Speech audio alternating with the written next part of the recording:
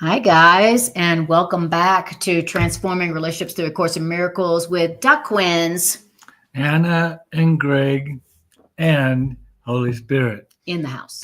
Because if we're a Quinn, you're a Quinn, That's right. says Holy Spirit. That's right. So, guys, welcome back. This is our first class back in a few weeks. So it's been a while. We're Yes. so happy to be back teaching course together again.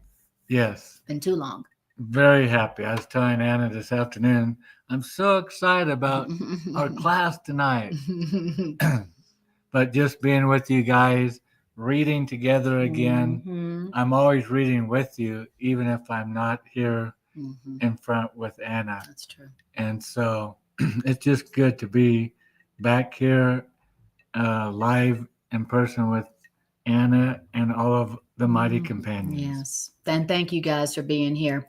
Thanks for joining us in this healing circle where we are going to attempt to apply A Course in Miracles to our relationship and all of our relationships. And we hope to be helpful and helping you to do the same. Right. That's what we're all about in this class on Sunday evenings. Okay. All right. So where we're at today is chapter 3. And depending on which edition you have, it's either chapter 3, section 4, and that's called Error and the Ego, or it is chapter 3, section 6, if you have the original edition, and that section is called The Divided Mind. This is a very interesting section, and it has it has a lot of psychological terminology. It talks a lot about the psyche and the mind and the ego and how the mind became so divided. So our minds were created one, whole. They're not fractured, divided into like subconscious, conscious, superconscious. Right now, we have a divided mind, a mind that is not whole, even though our mind was created one, it was created whole, meaning no levels. Now our mind's got a bunch of levels in it. And lo and behold, all of these levels want something different.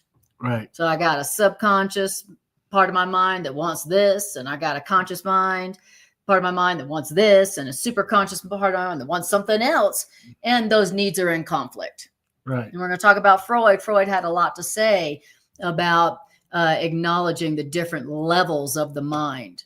The Course in Miracles talks about the post-separation self. And that is the mind that's broken into levels that have different and conflicting needs.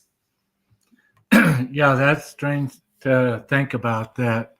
As we all know, going to school, we have a conscious mind and an unconscious.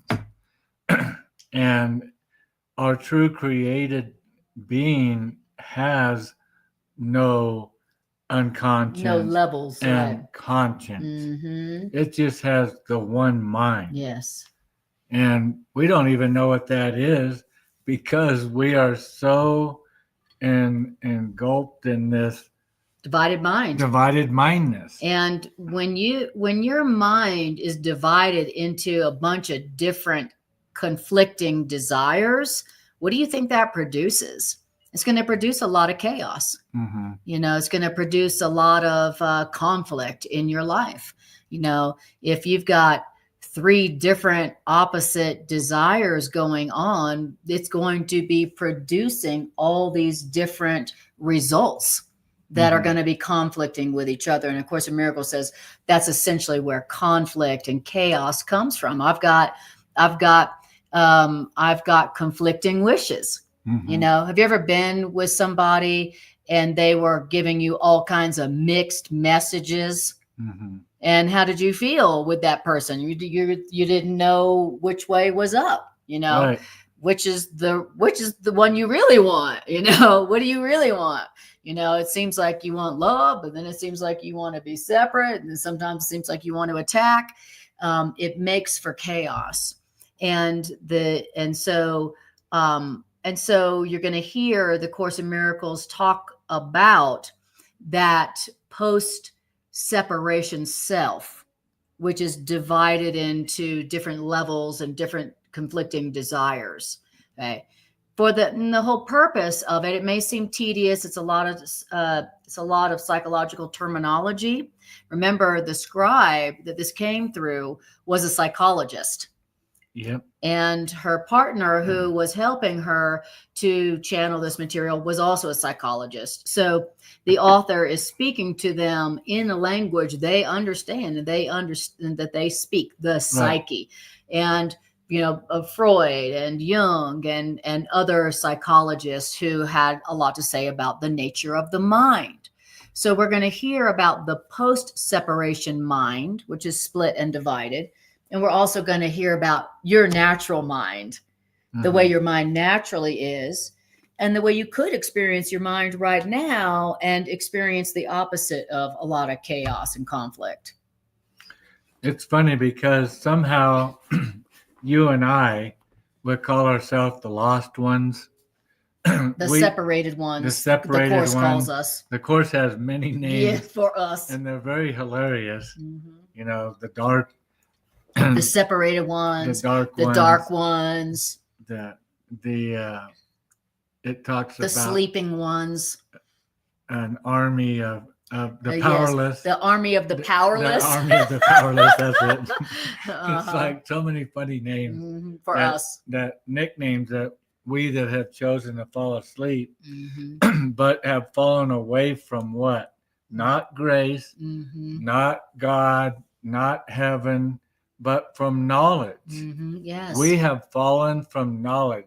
Yeah. And we bit from whatever you want to call the symbolism of the tree of knowledge. We got deceived. We like a leaf just fell from the tree, and here we are thinking that we're withering and dying away. Right. And how did we do this but the accomplishment of splitting our mind?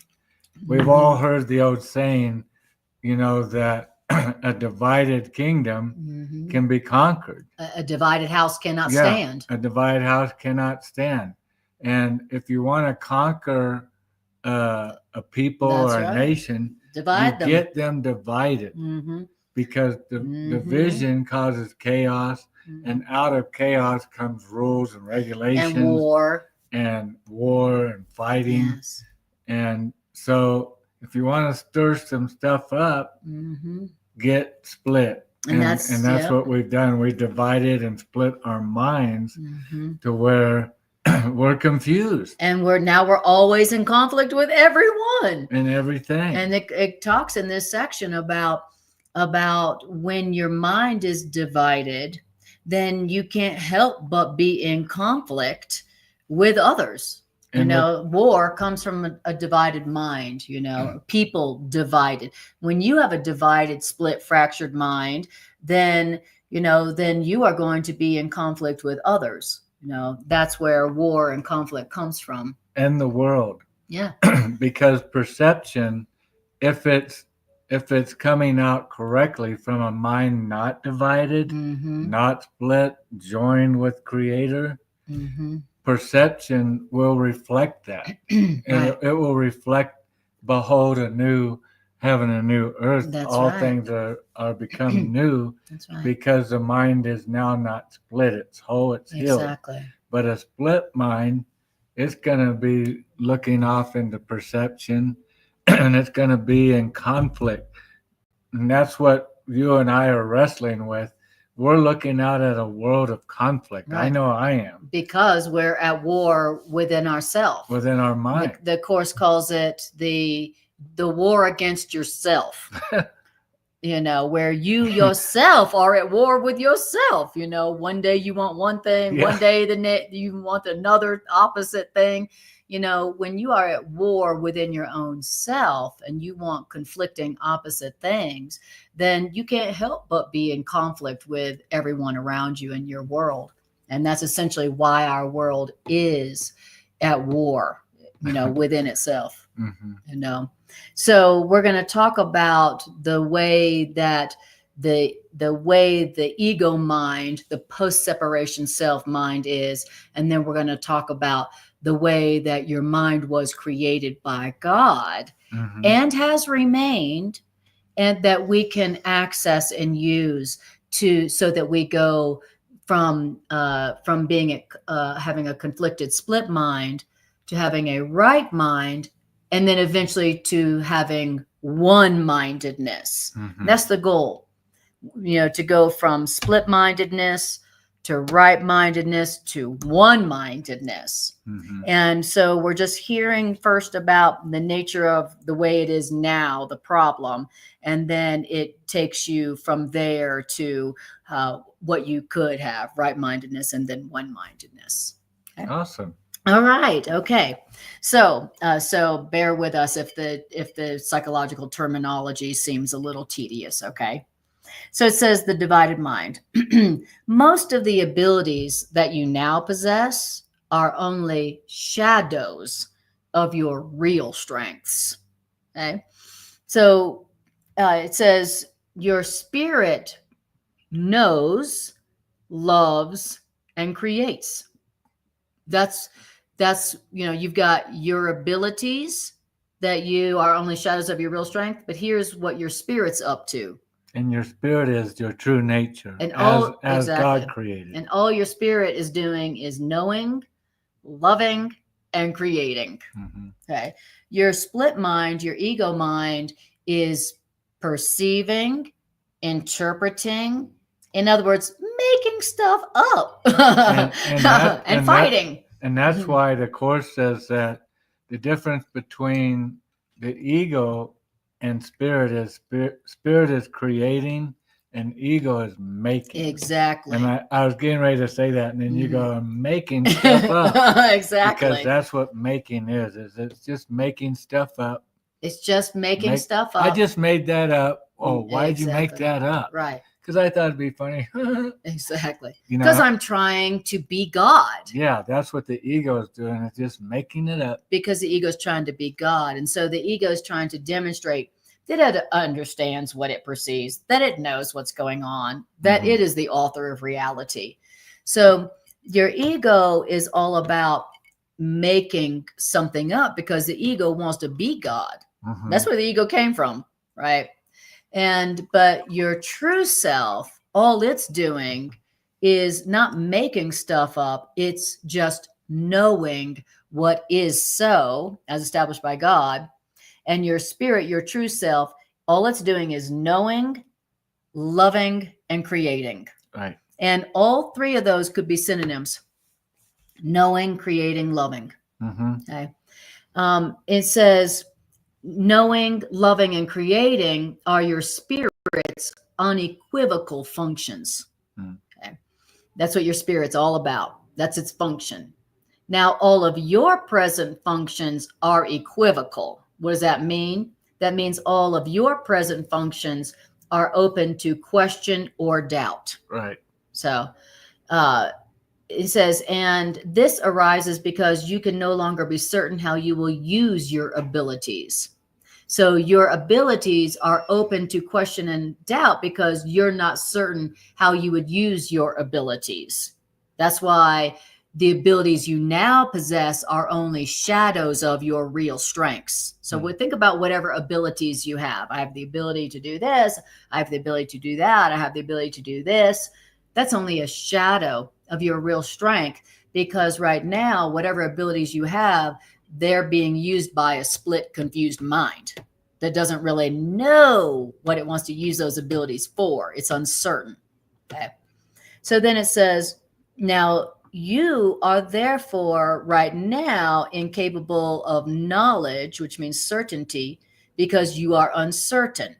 If you're uncertain, then you can't know anything. As a matter of fact, the Course in Miracles defines knowledge as certainty.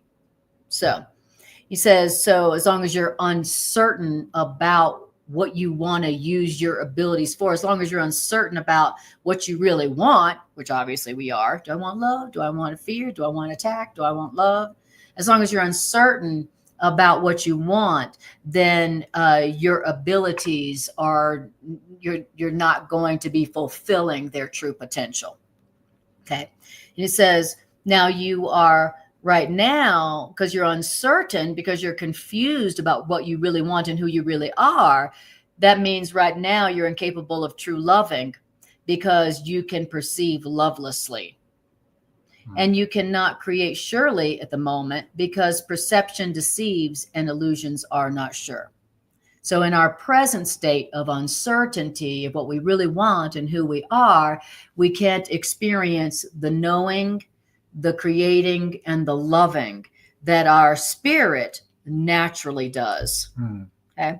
So it's telling us why we can't be, why it is that we're not just knowing, loving, and creating as our spirit is doing. And why we're not doing it as our spirit is doing is because perception, what we're beholding with our fleshly eyes, which we can call our limited understanding, can be deceiving. Why? Because it can look loveless. Yes. And because it looks loveless, then we're going to judge loveless. We're going to think loveless. And we're going to respond lovelessly. And so that's been a big takeaway for this past year for me. One of the big takeaways is how deceiving perception is. That's right. We look at perception as God. As fact. As fact. As fact. We don't question our perception. We don't question what we think we saw. Even though our perception is changing all the time. Right. Or how it's going down, whatever. We don't question that. We don't question the way we see things. We question truth. In a heartbeat. That all things are working out for good. I don't know about that. We question that. But I don't know about all things working out for good. Look, hey, come over here, Jimmy. Exactly. Look in this locker room, what I just found. Exactly. And the locker room of perception. Right. Exactly. And the Course in Miracles defines perception as interpretation. Right. So the Course in Miracles is telling us that the way you see things, the way you hear things, really is your interpretation. The way you see and hear things, that's not fact. That's your interpretation of the situation. That's really deep because, most people don't think to question their interpretation or their perception, even though everyone has seen a million times how when you thought you saw something one way and then later learned that that's not how it was at all. That happens all the time. Right. But yet we still don't question our perceptions at all. And then someone tells us the truth and we're like, I don't know about that. Yeah, I was there. I saw it. Exactly. And from the angle I saw that. Exactly. That's not what was happening at all. I'll tell you what was happening. That's right. Exactly. Listen to me. But the Course in Miracles says that unless you are experiencing joy, only peace, joy, love, and abundance, then you have not perceived accurately. Because only accurate perception, only the truth produces peace, love, and joy. And that's what knowledge knows. And that's what knowledge knows. That's what knowledge knows. That knowledge knows that reality produces only joy and peace and abundance that never goes away. Perception doesn't always know that. No. And that's why perception isn't, who we should be following. We should be following knowledge. But what we're hearing tonight, I love it, is that in order for us to be conquered, what has to happen? We need to be divided and separated. So we're separated and divided on, I know all things are working out for good, but I know what my perception is showing me. And so we're divided on, what voice or what pathway we're going to follow. And we try to follow both of them. And then most of us. Yes. And then end up, in the splits. Yeah. So, okay. So that was paragraph 1. So it's beginning to teach us the difference between perception and knowledge. Hi, Tricia. Hi, Bridget. Lovely to see you guys. Happy New Year to you both as well. Okay. So remember, and we were talking earlier before the class about perception versus knowledge. So let's say, let's say I'm in a situation and I'm perceiving something that's upsetting me. Okay. The upset is coming from my perception.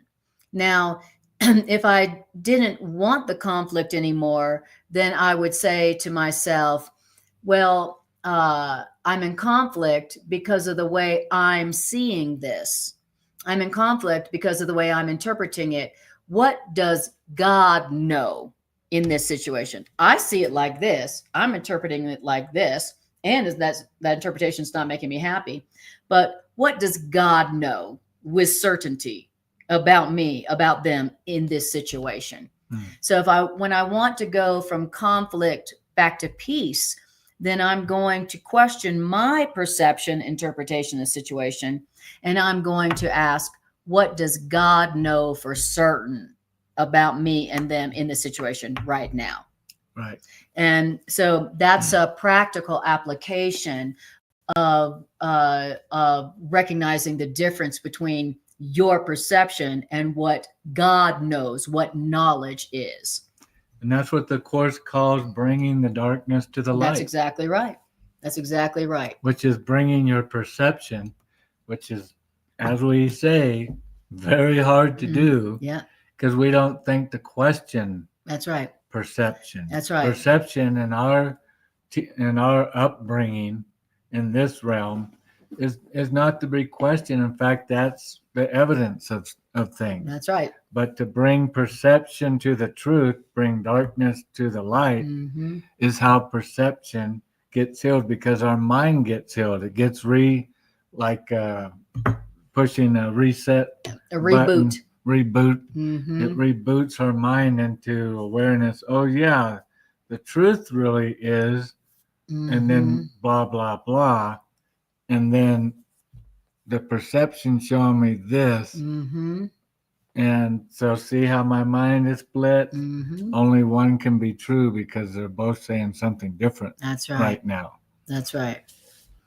Okay, so just because you see something a certain way, and just because you want it to be that way, that does not mean that are the real facts of the matter relative to what God knows to be true. Okay. And that's a big lesson that A Course in Miracles is teaching us, that, knowledge is not, that perception is not knowledge, Right. So now we're trying to have more correct perceptions so that we can get ultimately to knowledge where we know what God knows. And we have certainty about what God knows. That's where this curriculum is taking us. Okay. So perception is perception is what's making our problems. And what God knows as knowledge, that's the answer that brings only peace. Okay. So then it says in paragraph 2, perception did not exist until the separation, the detour into fear, the fall from grace, so many names. Okay. Perception did not exist until the separation had introduced degrees, aspects, and intervals. See, we look at the Garden of Eden as a place like we're experiencing here, but we forget here is where we got when we were kicked out of the Garden of Eden. You mean when we left? Yeah. When we left the garden. We think the garden was like here, that it was a place of perception. And this is so great to hear. It tells us how much we don't understand what reality, what heaven is like. Perception did not exist until the separation had introduced degrees, differences, different levels. Right, exactly. When we were with God in oneness, there were no perception, degrees, levels, aspects. Right. Okay. There was oneness, one-mindedness. Before we separated from God, before we ran away from home and left the Garden of Eden, heaven. Right. There was only one-mindedness. There was only the heaven of one-mindedness, where we were of one mind with our source. That's heaven. Right. And when we decided to leave heaven and leave the garden because we thought we could do ourselves better than God, that's when the concept of aspects, degrees, separation, interpretation, and levels entered our now seemingly separated mind. Now it seems like we have a mind separate from God. Now it seems like God is on another level than us, right? Now it seems like we're separate from each other, and now it seems like we're on different levels from each other. Yeah, because perception is form, and God seems to be at a different level than form and spirit. So now it seems like now God and us are on different levels. And so we must be separate. Exactly. So when we split from God, then our minds became split into different levels with conflicting desires. Okay. That's what happened to our mind when we decided to split from God. Now, truth be told, you can't split from God, but we're having what the Course in Miracles calls a dream, or what other philosophies called Maya, illusion, where now it seems like we have a separate mind from God, and our mind is fractured into levels. And what do we say of somebody whose mind is fractured? We say they are insane. We'd say they are psychotic. Right. And the Course is like, that's right. That's what you are, you know. But thankfully, not without the capability of being healed. That's exactly right. And when your mind is whole and your mind isn't fractured into a million competing opposite desires, splintered and separated, exactly, fractured, we say you have a whole mind, and that's what A Course in Miracles calls sanity and health and happiness, where your mind is whole. It's not fractured into a bunch of different identities and levels with conflicting desires. Okay. So the Course in Miracles does say that we are experiencing the definition of insanity. You know, we think, well, I'm sane. The people over there, they're insane. But if you have a fractured mind with split and conflicting desires, that's the Course in Miracles definition of insanity. All right. So it says, perception did not exist until the separation or the fall from grace had introduced degrees, aspects, and intervals. The spirit has no levels, and all conflict arises from the concept of levels. Okay. As a matter of differences. Exactly. Like, you know, with spirit, there are no like, I'm on this level, you're on that level, they're on that level, God's on this level, we're on this level. There is no levels in spirit. Right. I have this IQ. I'm this old. I'm this smart. Exactly. I have a boat. A boat? You mean bring on another 1,000? I have something different than you. That's right. Exactly. That world does not exist in reality. In reality, everything is equal and one, and everything is the sameness. Exactly. Oneness. Made in the same likeness. Yes. In the same image. Exactly. It all shares the same equalness of it all. Perception is not like that at all. Perception is based on differences. Totally. You know, what your eyes see, literally your perception sees contrast. Right. You know, literally your eyes were made to see contrast, differences. Yeah, I see this glass because it's separate it's from different this from microphone. This. Right, exactly. And everything is perceived here because it's perceived as being separate from everything around. Exactly. So perception only sees differences. It only sees contrasting things that are separate and different from each other. That's all your Levels. perception sees. Spirit, in spirit, spirit has no levels. Okay. And wars or any kind of conflict arise when some people regard other people as if those other people were on a different level. Mm-hmm. That's where wars and conflict come from. We're on a different level, and that's why we're in conflict now. And now we're going to go to war.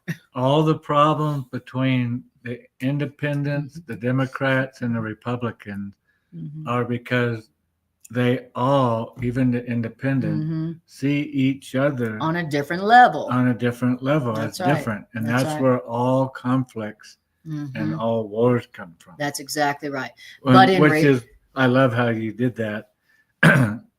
That's such a great reinterpretation of wars, because we hear, the word wars, and of course, but that's such a great symbol of the word conflict. Yeah. All conflict arise. That's right. From all wars and conflict arises when some people regard other people as if the other people were on a different level. Whether I think you're on a higher level than me, or I think you're on a lower level than me, the idea that I think we're on different levels, now we're in conflict. Now we're in competition. Right. So, and it says in all interpersonal conflicts, so all wars come from the concept of levels. Everything outside of us. And all interpersonal conflicts also arise from this lie of levels. Yeah. Okay. Emotional. Yeah. Anxiety, stress. Exactly. All conflicts come from the perception of levels, a belief that we're on different levels from each other. And it all started, once we separated from God in our mind, then now we saw God and us as on different levels. Okay?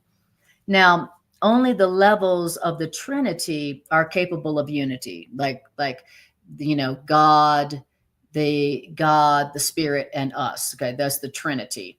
And so, those are seemingly different, but all on the same level. It says so, but the levels produced by the separation when we left God are disastrous. That's a great. There's a lot of these sentences were edited out of the blue covered edition. The levels produced when we separated from God are disastrous, because that's all we do once we separated from God, and then we saw ourselves as separated into levels from each other. Just a disastrous result. All that happened is conflict. The only thing that has come from the concept of levels, where we're on different levels, is disaster. Right. That's why in heaven, where love resides, there is no disaster. Because there are no levels. Right. Because it's all oneness. The seed of trouble is in the perception, or you could say the belief in differences. That's exactly right. And I'm different from you. You're different from me. We're separated. Maybe you're in China and I'm here in America. We're different. We're separated. That whole belief is what's causing the effect and perception to be in conflict. Yep. And I look out the world and I see a world of conflict. Yeah. Because there's this prevailing belief that everything is separated and different on different levels. Some's greater, some's lesser, some's more fair, and some's less unfair. All these differences.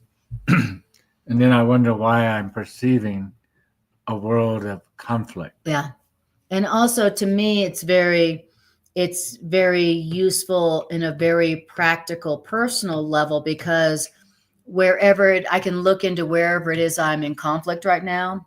Do I feel like I'm in conflict with myself? Do I feel like I'm in conflict with another? Where is it that I feel like I'm in conflict with others? Well, I could go, okay, well, I'm in conflict because I perceive that we're on different levels.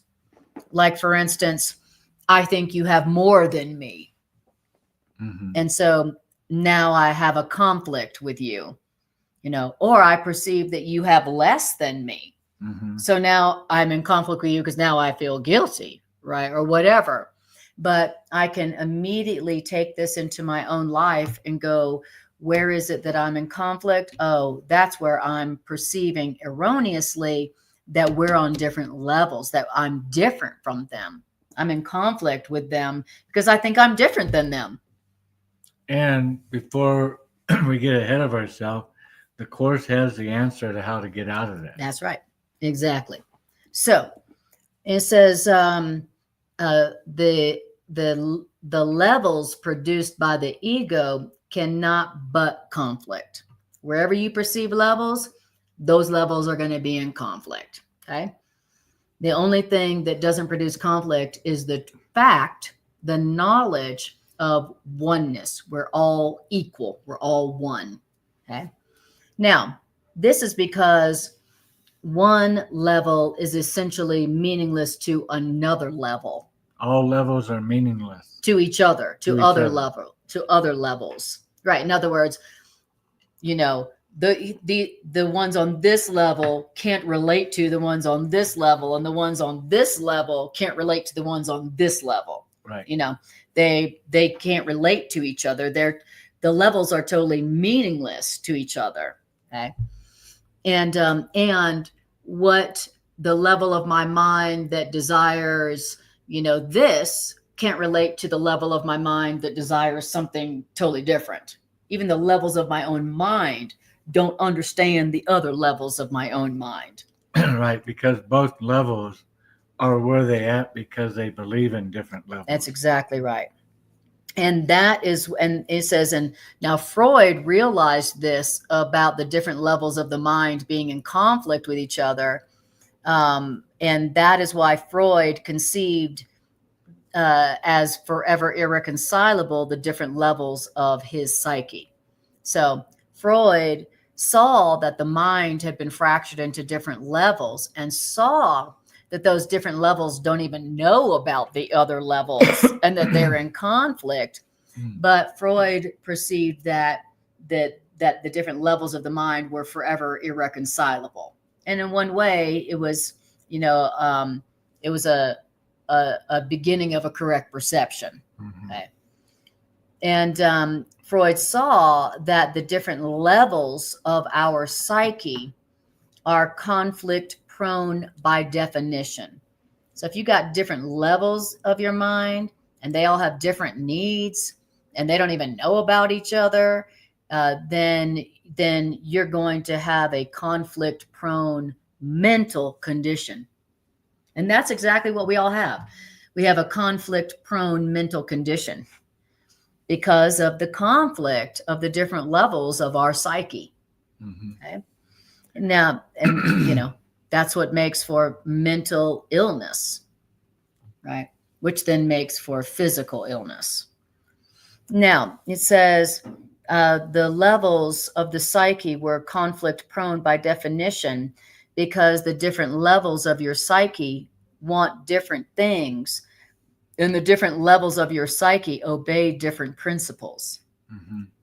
Like, for instance, Freud's id was the part of your psyche that obeyed a different principle, and that principle was called the pleasure principle. And it didn't follow any rules but the pleasure principle. Does it feel good? I'm going to do it. That was what Freud called the level of the mind called the id. We didn't, do I want it? Does it feel good? Then I'm going to do it. Okay. Whereas the other level of the mind called the conscious mind is like, well, yes, I do want that pleasure, but if I do it, then this might happen. That's against the law. So maybe I won't do that right now, or blah, blah, blah. Okay. So the conscious mind, the different level, obeys a different principle called, well, let me think about this and other people and da da da da da. Okay. So they often have two different agendas. That's exactly right. They want different things. They have different agendas, and they obey different principles. The id is just like, I want it. I'm going to take it. That's my goal, and that's my agenda. That's it, and there's no question. Right. It's called the pleasure principle, and then the other level of the mind, the conscious part of the mind is like, well, let's think about this a little bit. And then the super conscious level of the mind is just like, I want only peace. We're all one anyway. I just want peace. So, okay. So that's what Freud knew and realized about how the mind had been fractured into different levels with different desires that obeyed different principles. Okay. So thank you, Freud, for that. Okay. Now, in our picture of the psyche, there is an unconscious level. So in our picture means in the picture of the psyche from A Course in Miracles perspective, there is an unconscious level, which should consist only of the miracle ability and should be under only love's direction. And in our picture of the psyche, there's also a conscious level of the psyche, which perceives or is aware of impulses from both the unconscious and the superconscious. These impulses that come from the unconscious and these impulses that come from the superconscious level of the mind, these are the sources of the impulses that the conscious level receives. So the conscious level of your mind is receiving impulses from your unconscious and also your superconscious levels. Your conscious mind is receiving impulses from both those levels, the higher level and the lower level. Okay. Now, so consciousness is thus the level of perception, but not of knowledge. Again, to perceive is not to know.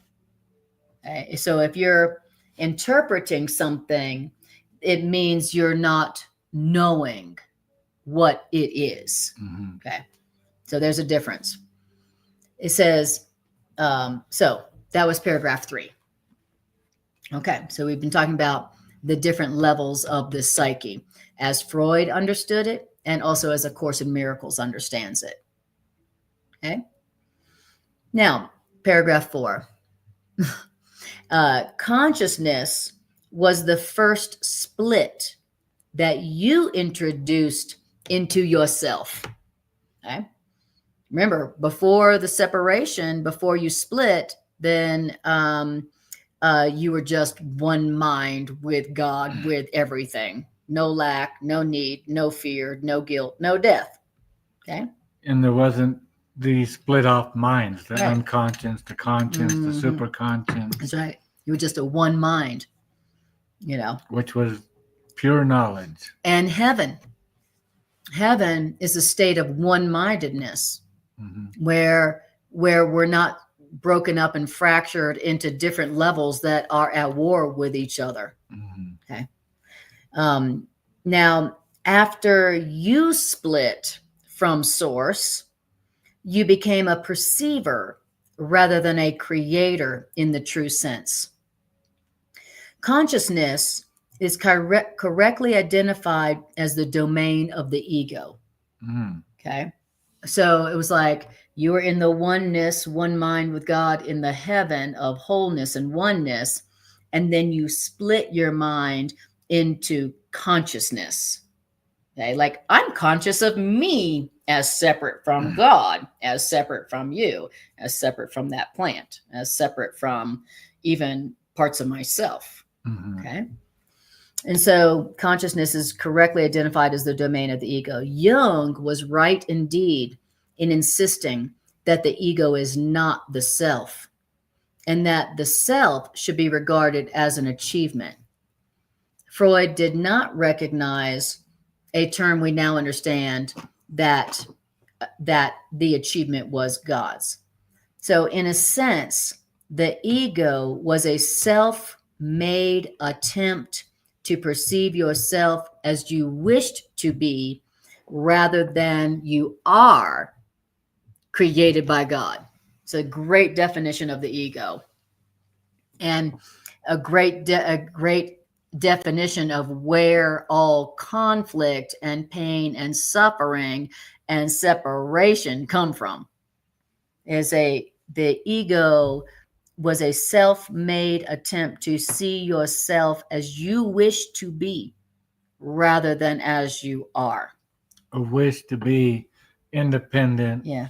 which would require separation. Separate. I can make my own decisions and choices. I am my own separate self.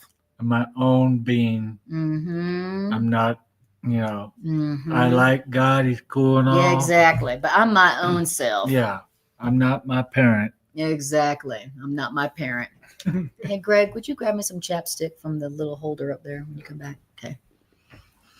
So great. I love that definition of the ego. My ego is my self-made attempt to perceive myself as I wish to be rather than as I am. So you could also say that's what my problem is. That's where this conflict is coming from. I'm in conflict right now because I am seeing myself the way I want to see myself instead of knowing myself the way I was created by my source, my author, the author of reality. And when did you see anything? You're going to be in conflict because you're separated from your chapstick. I know. Okay, well then I'll get something else. That was my ego that forgot to get my chapstick. Thank you, honey. That was my ego that forgot to get the chapstick before class. When Anna perceives in perception that she's separated from her chapstick, right. then Anna is perceiving conflict. Exactly. I am wishing to perceive myself as a body with dry lips instead of the way I was created by God, with no lips that need chapstick all the time. All right.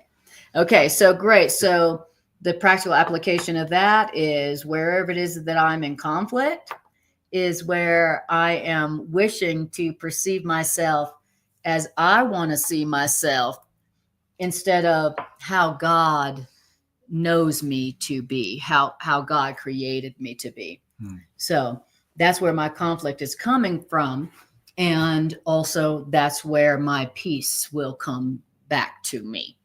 When I go from wanting the way I see it, which is not making me happy, to wanting to know what God knows about me, about reality. In the situation. And about the or situation. This matter. Exactly. Whatever it is. The conflict is my wish to see myself as I wish to be instead of the way God knows me to be. And how's that wish being fulfilled? To perceive yourself, perception. Yeah.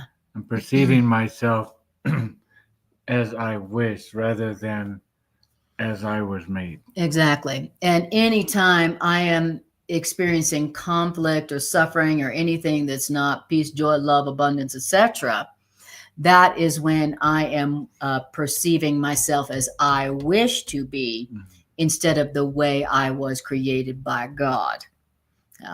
How do I know that? Because the way God created me to be is only in peace, love, joy, abundance forever.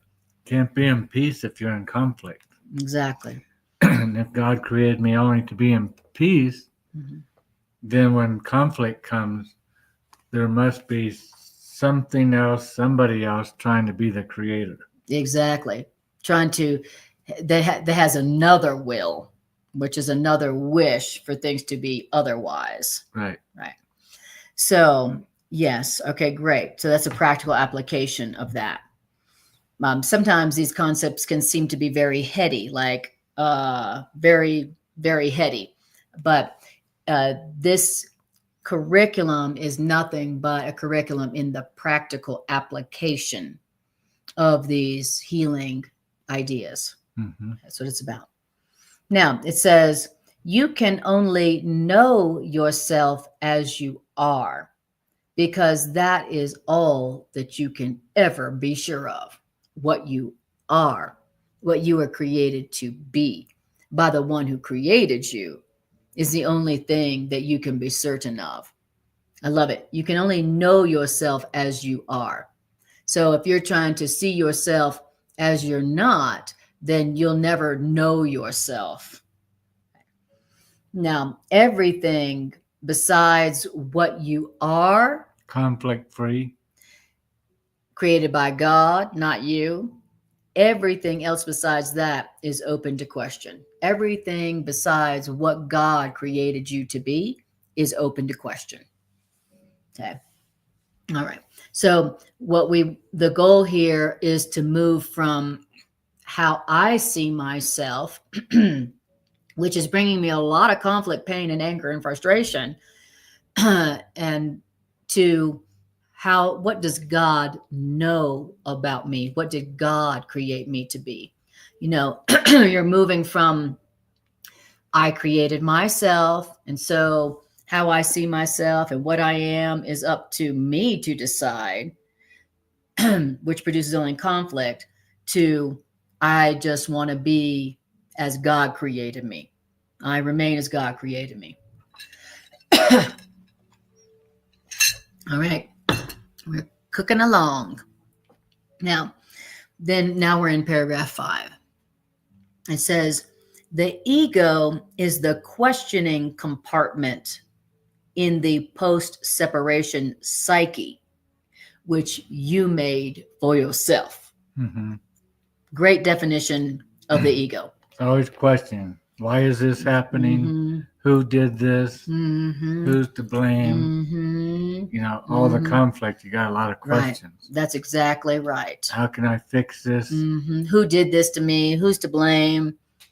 All right. Exactly. I love that. The ego is the questioning compartment in the post-separation psyche, which you made for yourself. That's such a great definition of the ego. Right. In other words, when you're in your ego, nothing's certain. Everything's open to question. You're full of doubt. You're full of uncertainty. Why is this happening to me? What's going on? What does this mean? What's happening? How long is this going to last? How long is it going to last? Who's to blame? Right. That's whereas in the spirit, when you're in your right mind, okay, there's nothing to question. All you're doing is knowing what God has established as reality, and there's no question about that. There's just gratitude and appreciation. Exactly, and a feeling of certainty and peace. Okay. When you're in your right mind, which means when you're when you're in your whole mind, which means when you're not in the questioning compartment of your post-separation psyche. Yeah. Your split mind, in other words. Your ego is your split mind. Okay. Your right mind is your one mind, where you're not questioning what you are knowing what God knows about you and about everything. Okay. Now, the ego is capable of asking questions, but not of perceiving wholly valid answers. So the ego can ask a ton of questions, but it can't perceive a true answer. Right. It's like when you're talking to somebody and they're like, why? Why'd you do that? What does it mean? Why'd you do this? What's up? What's going on? And then you give them a valid, loving, logical answer, and they can't perceive it. They're like, I don't know what you just said. Right? They can't perceive that. They can ask a lot of questions, but they can't perceive a logical, valid answer. Yeah, because the ego can't hear wholeness, it can only hear through the filter of separation. Exactly. Because it's the only world That's right. that the ego understands. That's right. Because it's the only world the ego made. Exactly. It's like the ego is going, it's like somebody asking you, who did this? Who's to blame? And then you answer them, there is no one to blame. We're all one and nothing has happened, and they're like, huh? Do not compute. Do not compute. What? So, the ego asks a lot of questions, but when it hears an answer, a logical, meaningful answer, it just can't, do not compute. Okay. Then it says, right, because these are of knowledge, because those valid answers are of knowledge and they cannot be perceived by the ego. Now, the endless speculation about the meaning of mind has led to considerable confusion because the mind is confused. Okay. So the ego mind is confused.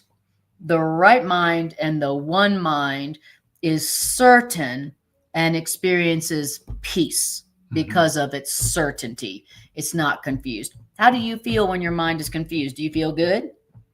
Do you feel peaceful? No. Nope. How do you feel when you feel certain about you feel great. You feel awesome. When you feel confident. Yes, when exactly. You walk in the room confident and certain. Yeah.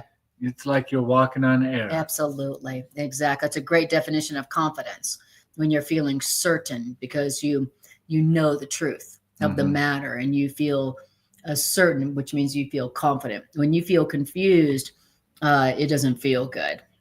It's frightening. So when we're in our right mind, when we're confident, it's because we see everything as the same. Yeah, that's right. We're in that reality.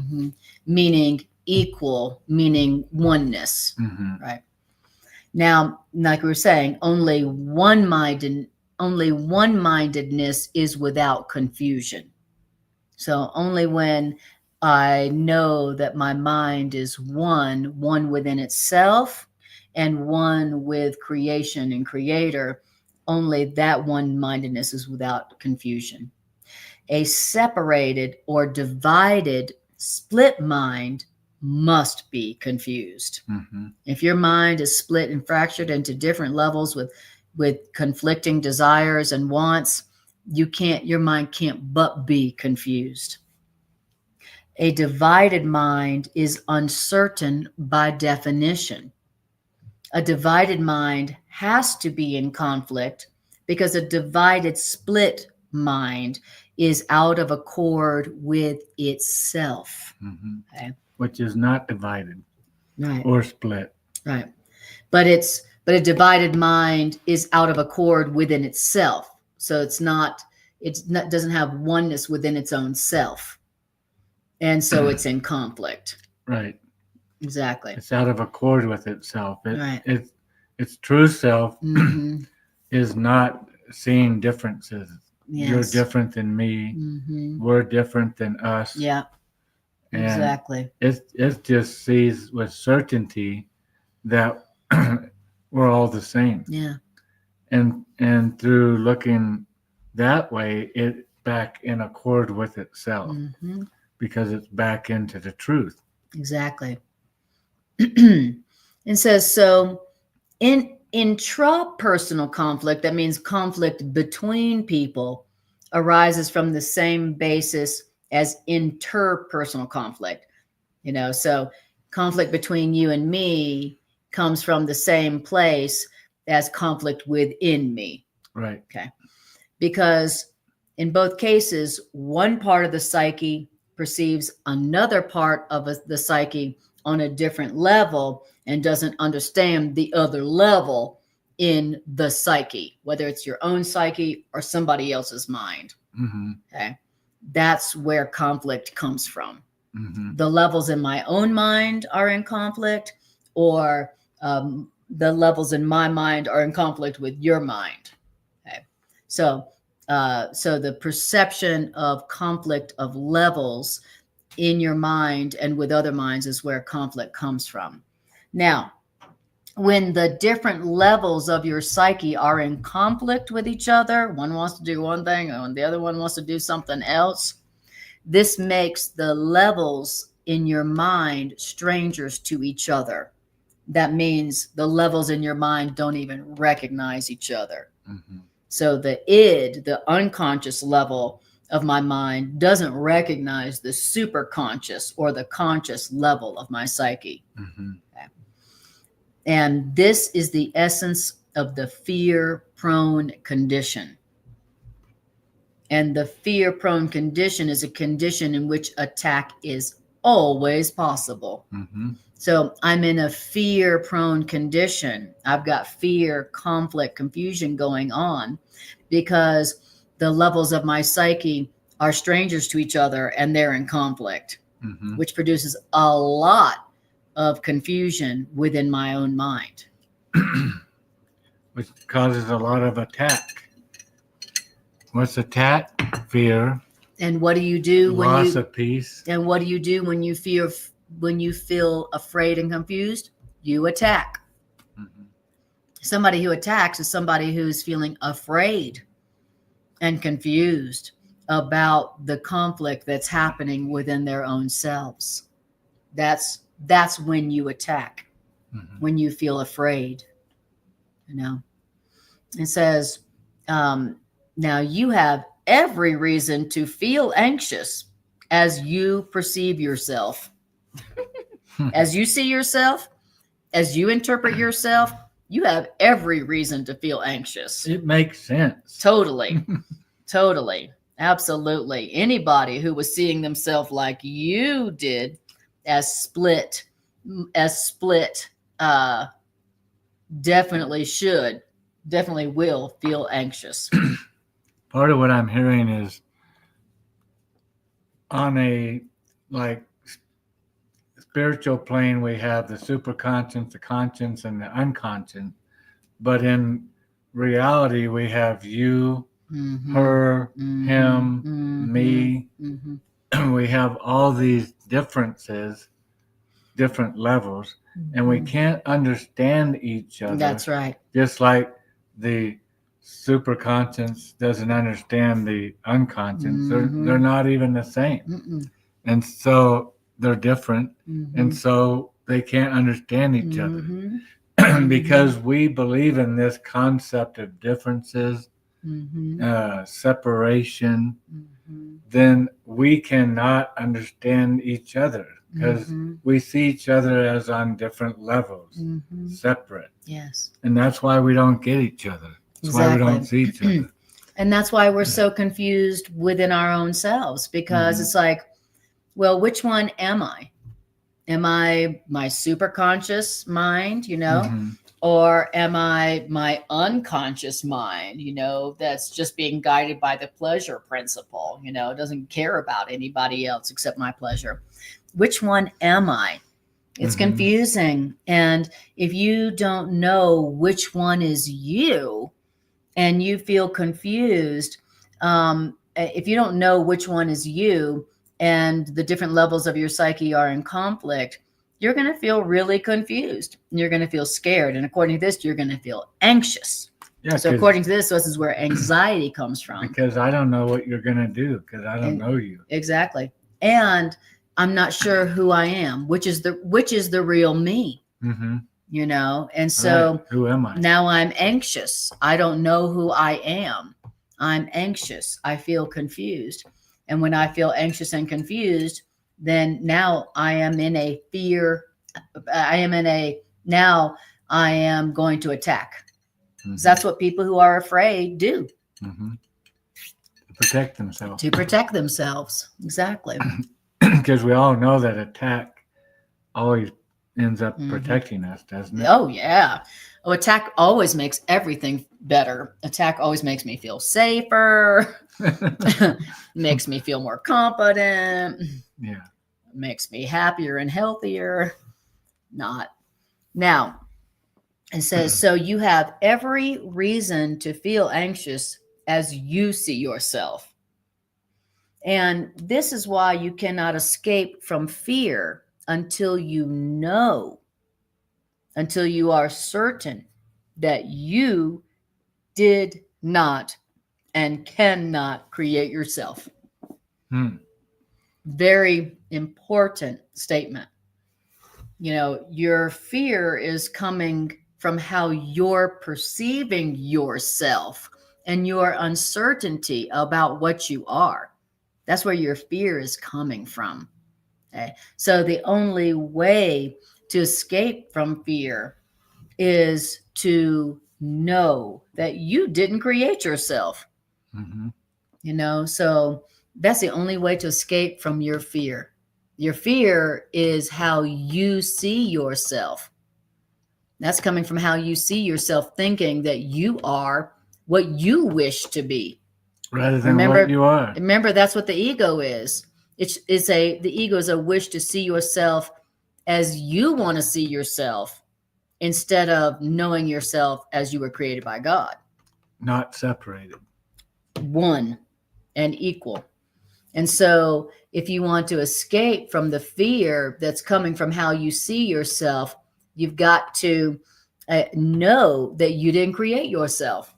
So it's like, well, it doesn't matter how I'm seeing myself because I didn't create myself. So why am I going to be worried about how I see myself and trying to be the way I want to see myself when I didn't even create myself? Right. And it says you can never make your misperception of yourself true. You can never make how you see yourself, which is producing fear, true. And which is separated. Exactly. Separated, fractured, split, guilty. Not good. Confused, uncertain. You can never make your fearful perception of yourself true. You never can. You can try all you want to make your fearful perception of yourself true, but you will never be able to make your fearful, conflicted perception of yourself true. And when at last you perceive yourself, and when at last you perceive clearly, you will be glad that you cannot make yourself. Okay. You know, when you see correctly, you'll be like, thank God I didn't create myself. Right. Thank God. Thank God I'm not this, you know, independent, conflicted, pull myself up by my own bootstraps, fearful, vulnerable, vicious, separated, split, fractured self. Thank bad, God. sinful, exactly, corrupt.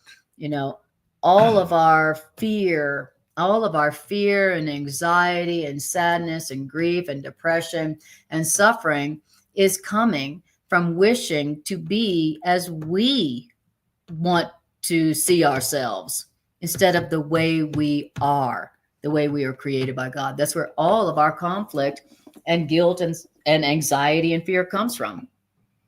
You know, I'm trying to see myself as I wish to be.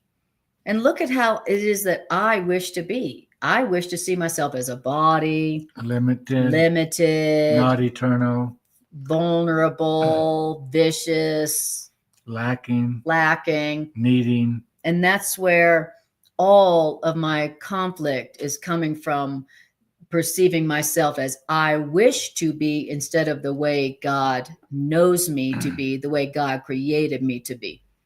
Yeah, because if I want to be separated, my own, you know, me, the great me that I want to be, then I have to separate from all that is what is. Right. And what is I'm not vulnerable. Exactly. So I have to become vulnerable to be my own thing. Exactly. To be independent. And I have to be not eternal. Right. To be my own thing, to be separated. Exactly. It's like it was the only way I could have my individuality. Exactly. That I so desired to have. Exactly. That's why I ran away from God. So we thought.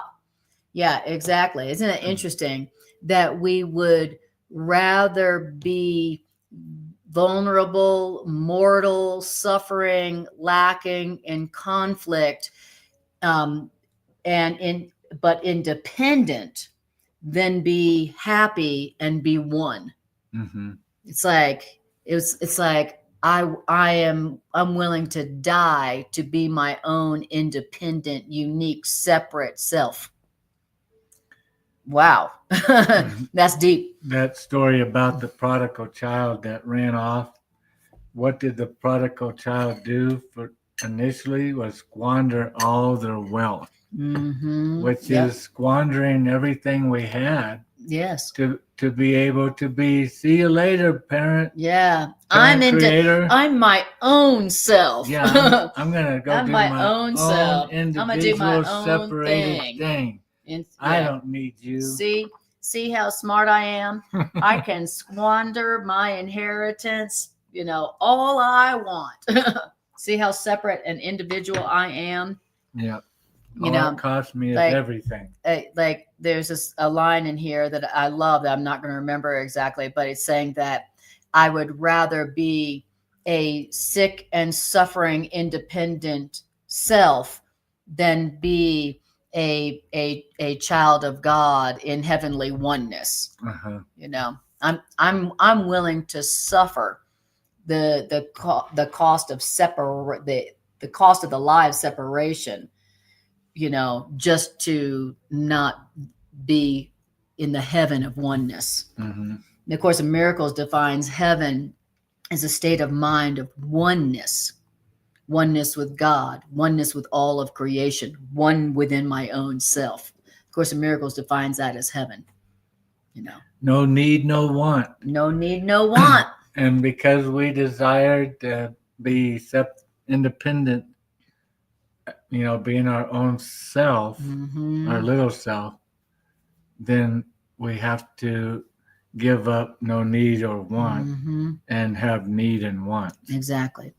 And so what more perfect than thinking that we're a body, very needy, very wanting. And believing that we're different from others, meaning on different levels from other people. Which is why we gave ourselves separated different bodies. Yeah. So in the situation where I'm experiencing conflict and confusion within myself, or I'm experiencing conflict with another person, again, when I want to escape that conflict and that fear, what I want to do is I want to shift from the way I've been seeing myself, even though I think I'm right, and shift from like, I'm right about the way I'm seeing myself, and shift from there into God. What do you know about me? What did you create me to be? You're the one who created me, not me. Why am I defending so intensely my perception of myself when I didn't even create myself? Let me go to the one who created me, the authority. The one who created me is the one who would know best, right? Who and what I really am. And so you would shift from, the way you are seeing yourself, which obviously is not producing peace and joy, it's producing conflict, to shifting to God. Well, you're the one who created me, so you would be the one who would know the truth about me. So what do you know about me, God? What did you create me to be?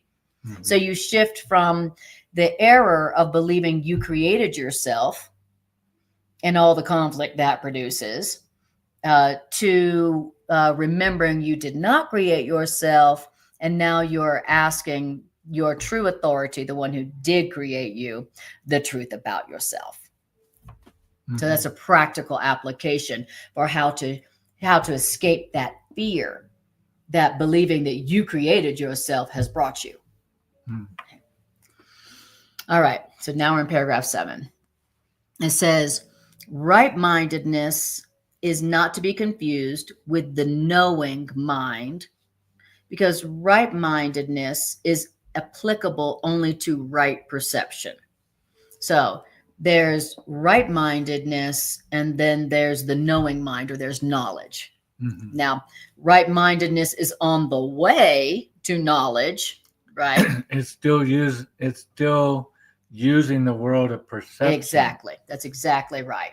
Right-mindedness is still using perception, but it's on the way. Right. It's a big improvement from wrong-mindedness.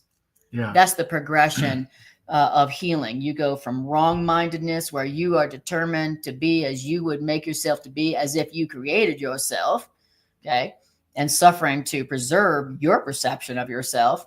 And then you go from there to right-mindedness, where you're like, well, I didn't create myself, and so maybe I don't know what I really am. Mm-hmm.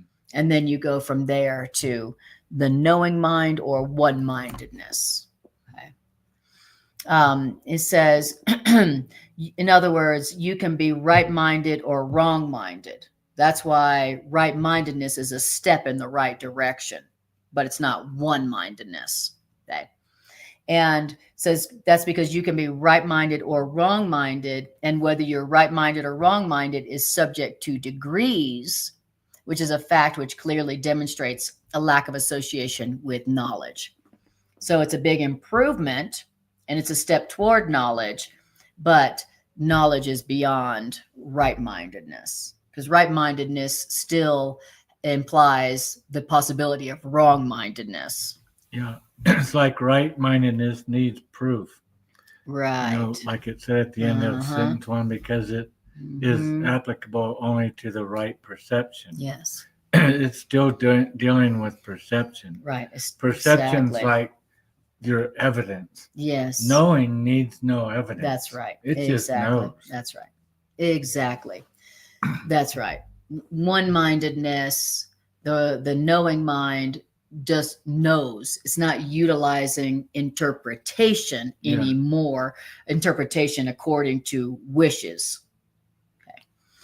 Now, then it says the term right-mindedness is properly used as the correction for wrong-mindedness, and right-mindedness applies to the state of mind which induces accurate perception. Mm-hmm. So you go from wrong perception to accurate perception, and then you go beyond perception to knowing, which is where it's really at. And remember, a synonym for knowing or knowledge is certainty. While you're still using perception, wrong perception or correct perception, you still got uncertainty. Knowledge is where there is no belief or interpretation or uncertainty. There's just knowledge. There's just certainty of the reality as established by God. And the Course is always talking to us and giving us illustrations of how we're going to wake back up to reality. Yes. And this is another explanation going on here, right-mindedness, which the Course also talks about it as we go from a world of nightmares to a world which the Course calls of happy dreams. Yes. Now, happy dreams is the stage of right-mindedness where we're still using perception as our evidence for what's really happening. Right. But our perception is changing because our mind is changing over to right-mindedness. Well, the truth is my brother is always innocent.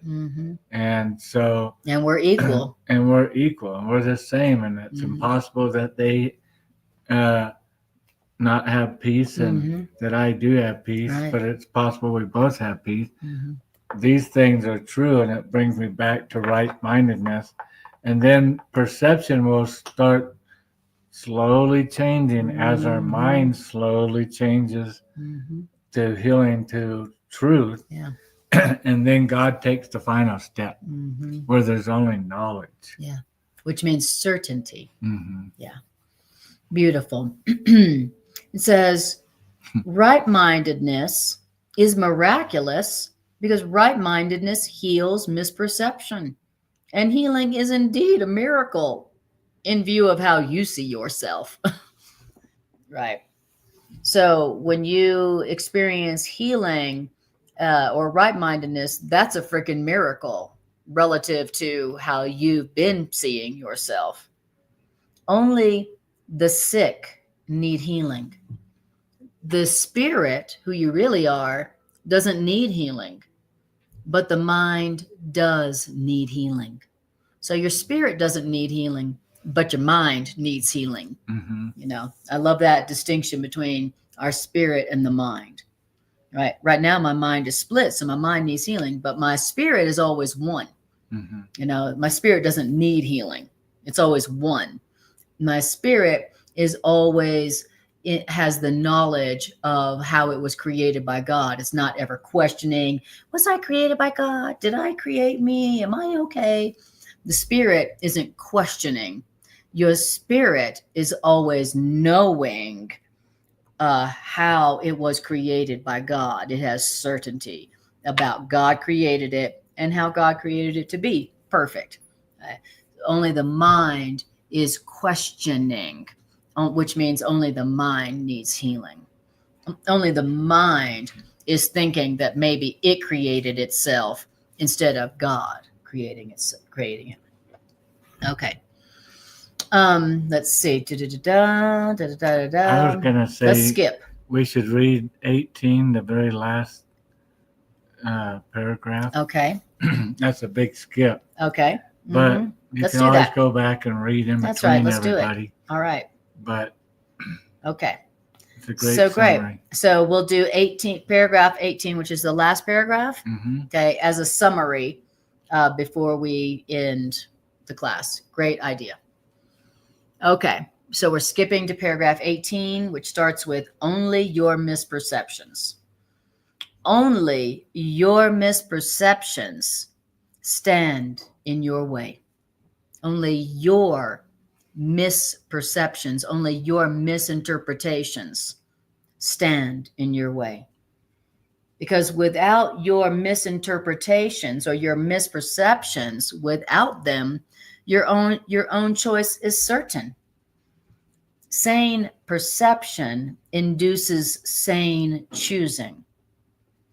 Now, A Course in Miracles, the healing plan of man, was an act based on true perception.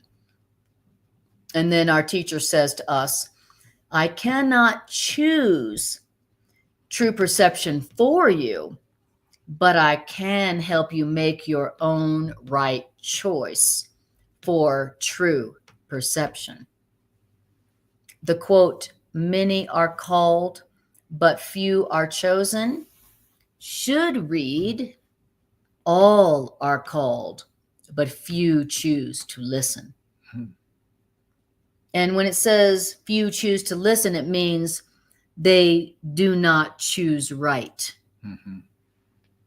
The so-called chosen ones are merely those who choose right sooner. I love that. I love that. I've been seeing so many YouTube video titles, Chosen One. I listen to these videos, Chosen Ones. Right. But this gives a definition of what the chosen one is. Exactly. They're merely the ones that choose rightly sooner. Yeah, and they're the ones who choose right perception sooner. And how do they do that? Well, they don't do it on their own. The first thing they do, according to what we heard, is they recognize that they did not create themselves, which means that their reality is not theirs to decide. Their reality is not theirs to make up according to how they wish themselves to be in any given moment. Right. That's the first part about how the ones who choose right sooner actually choose right. They go, I didn't create myself. And so instead of wasting time with my perceptions of myself, me who didn't create myself, and me whose own perceptions are making me unhappy, let me go for what does God know about me? God who created me. That's great. Recapitulating what we just re-encapsulating what we just went over reading. That's perfect. Beautiful.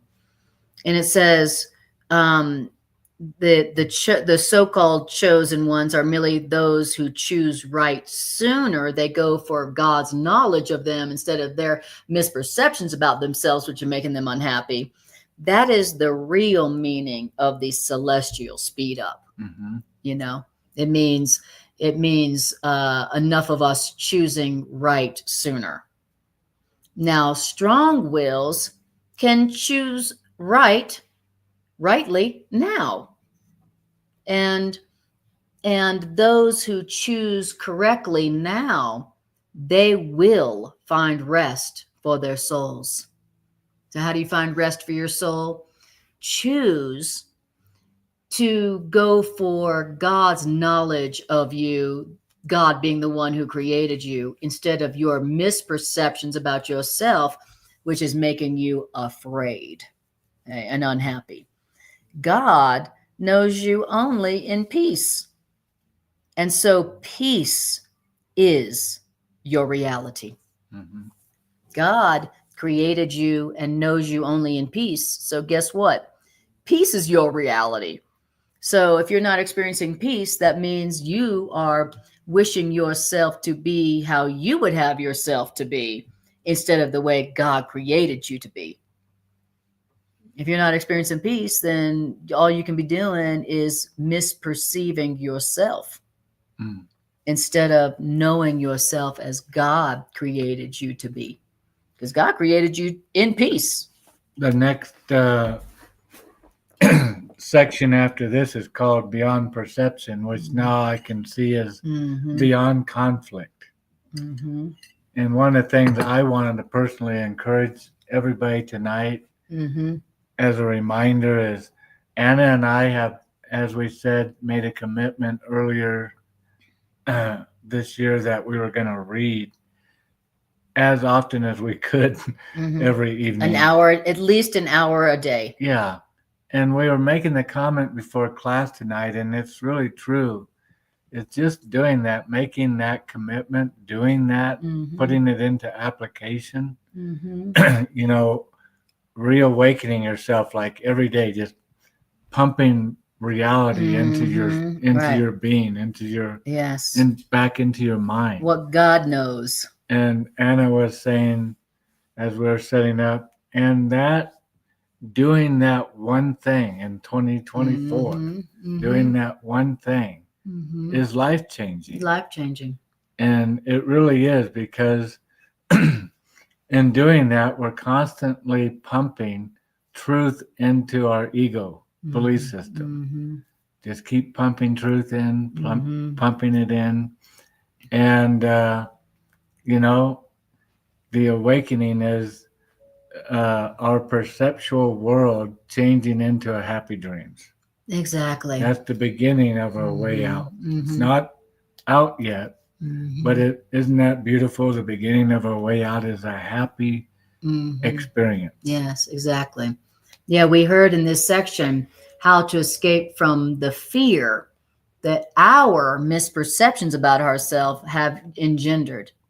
You know, that's how you escape the fear that your misperceptions about yourself have made, by recognizing that you did not create yourself. Right. So you can't dictate what reality is for yourself. Exactly. Because you didn't make yourself. Exactly. I love that. Exactly. And so now let Creator dictate reality, what's going on. Exactly. And it'll be a different story and interpretation than I came up with. And what God knows about us, God who created us, is going to be only peace. It's going to produce only peace, because God knows us, which means God created us only in peace. And God's will for us is only peace.